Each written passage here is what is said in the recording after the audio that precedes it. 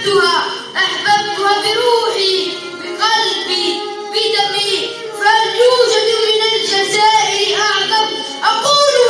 أقول بكل اقتناع طولا عرضا وارتفاع، جزائري حتى النخاع.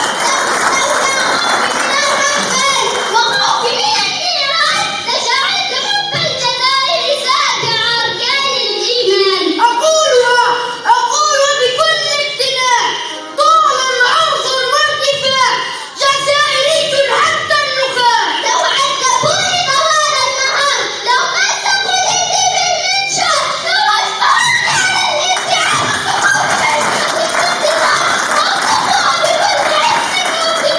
وأهددوها بتكرار وإصرار، سأبقى جزائرية ومعظم جزائري